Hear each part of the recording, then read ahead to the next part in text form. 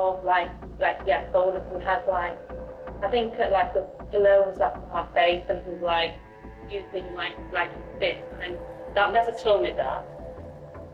But obviously I had the pillow though, so it wasn't impacting me in the same as the hand face. So just quite right. So you've got a pillow over your face. Yeah. Punching the pillow. Yeah. Put your face. Yeah. Are you going to come back tomorrow like I've told you to? I don't have the answer to that. This is the last time I'm going to call you, by the way. If you don't come back tomorrow, I'm not going to bother with you. I'm going to be very blunt about that. That's Your fine. mum and dad want that anyway. They want you out of my life.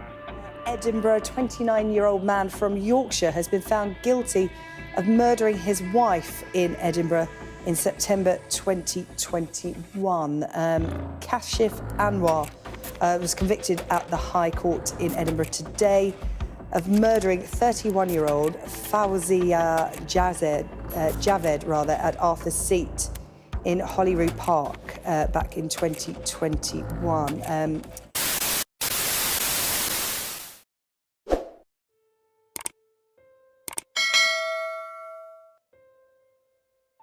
We unravel the heartbreaking and intense case of Fawziyah Javed, a young woman whose dreams were overshadowed by a tragic relationship. Fawziyah Javed was born in 1989 in Leeds to her parents, Mohammed and Yasmin Javed. She was the only child, however. She grew up in a loving environment alongside her uncles and aunts. From an early age, Fawziyah aspired to become a lawyer. At just 8 years old, she expressed her ambition to her maternal uncle, Shahid Farouk. She pursued this dream with determination, enrolling at the University of Sheffield and eventually graduating with a law degree. As a lawyer, Fawziyah dedicated herself to charitable work within South Asian communities. Around August 2019, Fawziyah and her mother met Kashif Anwar, an optical assistant at Vision Express. 25th December 2020. They had a beautiful Islamic wedding. What began as a relationship blossomed into marriage. Not long after their marriage, the reality of Fawziyah's new life turned dark. Kashif Anwar became controlling and abusive. In a harrowing incident, he punched Fawziyah at a cemetery. The abuse didn't stop there. Kashif began stealing money from her bank account, money that her mother had given to her. In one case, 12 grand, which she had to beg his family to try retrieve the money back. Fawziyah had told the police, but they brushed it off and said Kashif would say he was gifted the money. Fawziyah confided in her mother, revealing the extent of the physical and emotional abuse she endured. Her mother urged her to seek a divorce. And was using this, and that never told me that. But obviously I had the pillow though, so it wasn't impacting me in the same as the hand face. So just quite right. So you've got a pillow over your face. Yeah. Punching the pillow. Yeah. Put your face. Yeah. However, only 5 months after the wedding, Fawziyah became pregnant by Kashif, with the pair expecting their first child together. At this time, Kashif had isolated her from her male relatives and blocked them on her social media. Fawziyah was secretly gathering evidence for the police and for the divorce. Kashif said he would not grant her wish of divorce, and he would end her before it was possible. 2nd September 2021. The couple traveled to Edinburgh to celebrate her 32nd birthday and a mini moon. It was here she once again mentioned she did not want to be with him anymore and asked for a divorce. Fawziyah had a fear of heights, and even though she was over 3 months pregnant, her husband suggested they visited the rocky summit of Arthur's Seat, a landmark that offers amazing views over Edinburgh. CCTV footage shows the pair heading up the hill, and the pair took selfies together. Around 9:20 p.m. calls were made to the father of both parties. Moments later, Fawziyah was thrown off Arthur's Seat by Kashif, falling around 50 feet. As she lay at the side of Arthur's Seat, nearby individuals quickly came to her aid. Despite having serious head injuries, she was able to plead with the passers-by and stated, "Don't let my husband near me, he pushed me." Sadly, Fawziyah passed away shortly after. Instead of phoning 999 immediately, Kashif called his father. He later approached a passerby and claimed his phone was dead and to call an ambulance. Despite Fawziyah's claims to the first 2 individuals who found her, Kashif insisted she had slipped and fell in a tragic accident. Fawziyah's final words became a crucial piece of evidence in the case. Kashif was taken to Gayfield Square police station and was told of her death at around 12:45 a.m. The officer said he didn't show much of a reaction and didn't say much. He was questioned by police. Kashif said, "We was both on the edge of the cliff. We slipped. I tried grabbing her arm, but she fell." A firefighter sent to help and rescue Fawziyah claimed Kashif told him that his wife slipped as she bumped into him trying to get a selfie. April 2023. The trial began. In court, phone calls between the couple were played.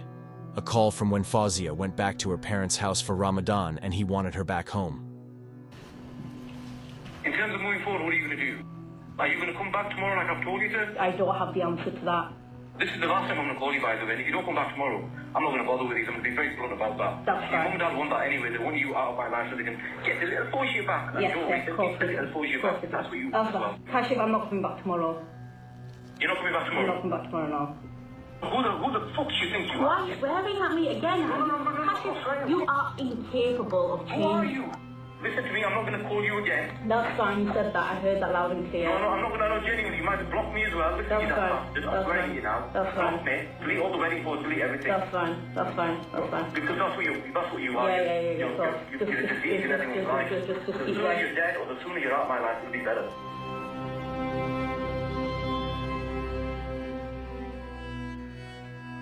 Consultant forensic pathologist Dr. Ralph Bahidar told the court that she died from complications of multiple injuries from the fall. It had also come out she had visited the hospital during her early pregnancy. And a witness cried and testified in court that they had a visit from Kashif, during which he told his bitch wife that he hopes she dies in childbirth and blames her for bringing out this side of him.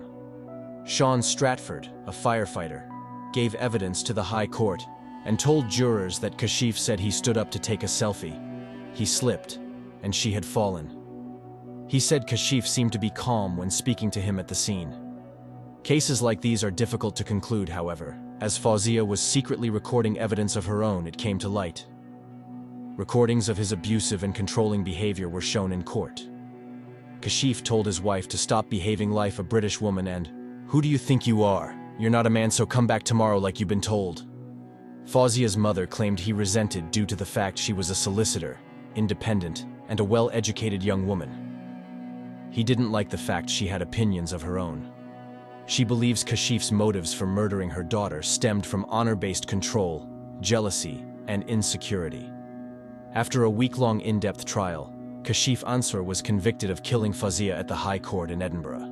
He was sentenced to life in prison with a minimum of 20 years. Mr. Prentice, the lead prosecutor, said, "Fawziyah collected a great deal of evidence which formed the pillar of the prosecution case." The evidence of what Fawziyah said was crucial. It was effectively Fawziyah speaking to the jury. "I have prosecuted many murder cases over the course of my career, but for a variety of reasons, this case is extraordinary." Asked if Kashif would have been found guilty without Fawziyah's evidence, he said, "It would have been very difficult." Due to the shocking story, Channel 4 have created a 2-part documentary giving exclusive insights from the trial and relatives. Our beautiful, perfect, precious Fawziyah. We stand here in utter disbelief and shock. It feels so surreal. 19 months ago, your life was tragically cut short along with your unborn baby. It only seems like yesterday when the police arrived to tell us the news that tore our lives apart. There are no words that can truly describe the depth of our pain and our grief. The pain and grief is immeasurable and on an unimaginable scale. To say we are going through the most torturous time doesn't even touch the surface. Fawziyah has left the biggest void in our lives. The spark has gone out of our lives forever. There is no more joy and the zest for life has gone. We've been left in the depths of dark forever to suffer this lifelong loss. We miss and think about you every single second of the day. We are not living anymore, just existing and taking each minute, hour, day at a time. Fawziyah really was a gift to mankind. She was the perfect daughter, granddaughter, niece, cousin, a friend and a mother-to-be. A successful lawyer who had the whole of her life ahead of her. Fawziyah did so much for humanity and would have continued to do so if her life had not been cut short. Fawziyah had a big heart and would do anything to help a friend in need. Fawziyah was the centre of our world, our heartbeat and our everything. We lived and breathed for Fawziyah. She was the glue that held this family together. Many of her friends have said we will never find a friend like Fawziyah. Fawziyah was an angel on earth. Fawziyah would be the first to give to charities if ever there was a crisis. She would encourage family members to do the same, always putting the needs of others first. In fact, Fawziyah would often say we should all aim to do at least one good deed a day, if not more, and that she certainly did. A humanitarian, selfless, kind-hearted, and always having a willingness to help others. Generous with her money as well as her time, a beautiful soul inside and out. Fawziyah would light up a room with her beautiful smile and her outgoing personality. She made an impression on people wherever she went. So many people have said that she left a mark on them, even people who only met her briefly and even on just one occasion. As Fawziyah's family, we will be eternally proud of her caring and loving nature. It is an honour and a privilege to say that Fawziyah is part of our family. Fawziyah was brought up with so much love, security, warmth and protection. This tragedy should not have happened. No parent or family should ever have to go through this needless loss. We will never forget the 4th of September 2021, Fawziyah's birthday, and the day that members of our family went to Edinburgh to identify her body. This is a lifetime of grief and pain.